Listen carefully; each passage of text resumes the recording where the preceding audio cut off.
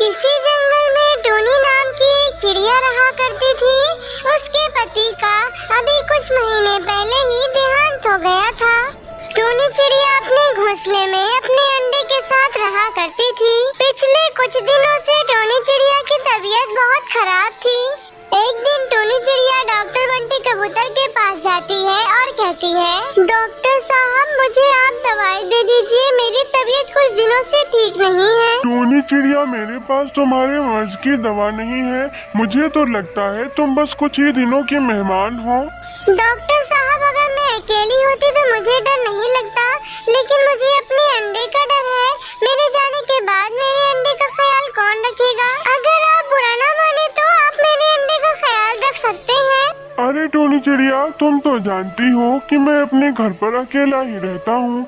मैं जब खाने की तलाश में बाहर जाऊँगा तो तुम्हारा अंडा घर पर अकेला रह जाएगा। मैं तो तुम्हारा अंडा नहीं ले सकता, लेकिन हाँ, तुम अपना अंडा कालू कौवा को दे दो, वो तुम्हारा अंडा पाल लेगा। फिर टोनी चिड़िया जल्दी जल्दी उड़ते हुए कालू कौवे के घर जाती है। कालू कौवे, क्या तुम मेरी मदद कर सकते हो? मैं ज्यादा दिन जिंदा नहीं रहूंगी, क्या तुम मेरे अंडे की देखभाल कर सकते हो? कालू कौवा कोई जवाब देता, इससे पहले उसकी पत्नी सुंदरी कौवी बोल पड़ती है, ना ना टोनी बहन, हमसे ना हो पाएगी तुम्हारे अंडे की हिफाजत। हमारा भी तो अंडा है, हमें उसका भी ख्याल रखना है। हमसे ना हो पाएगी तुम्हारे अंडे की हिफाजत, तुम कहीं और देख लो। टोनी चिड़िया निराश होकर अपने घर को लौट जाती है। तब कालू कौवा और उसकी बीवी में बहुत लड़ाई होती है। अरे सुंदरी कौवे, तुम कहीं तो चुप रहा करो। तुम हमेशा बोला ही करती हो, मैं तुम्हारा पति हूँ, मेरा तो थोड़ा इज्जत कर लिया करो। तुम चुप रहो जी, हमेशा दूसरों के चक्कर में ही पड़े रहते हो। अब रात बहुत हो गई है, चुपचाप चलो सो जाओ। फिर कालू कौवे की पत्नी सुंदरी कौवी सो जाती है, लेकिन कालू कौवे को सुकून नहीं होता। वो सोता नहीं है, बल्कि टोनी चिड़िया के घोंसले में जाके देखता है।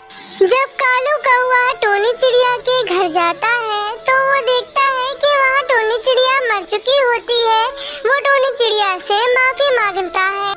मुझे माफ कर दो टोनी चिड़िया, मैं तुम्हारी मदद सही वक्त पे नहीं कर पाया, लेकिन अब तुम शांति से सो जाओ। मैं तुम्हारे अंडे की रखवाली खुद करूँगा और उसे अपने बच्चे की तरह पालूंगा पोसूंगा। फिर वो टोनी चिड़िया का अंडा अपने घर ले आता है और अपने अंडे के साथ उसे रख लेता है। फिर जब सुबह होती है तब कालू कौवा अपनी पत्नी सुंदरी कौवे से सारी बातें बताता है। तब सुंदरी कौवे टोनी चिड़िया की सारी कहानी सुनकर बहुत दुखी होती है और कालू कौवे से माफी मांगती है। मुझे माफ कर दीजिए जी, मुझे अपनी भूल का एहसास हो गया है। अब मैं इस अंडे को भी अपने अंडे की तरह ही प्यार करूंगी। फिर कुछ दिनों बाद उस अंडे में से दो प्यारे प्यारे बच्चे निकल आते हैं और सभी हंसी खुशी मिलकर रहने लगते हैं।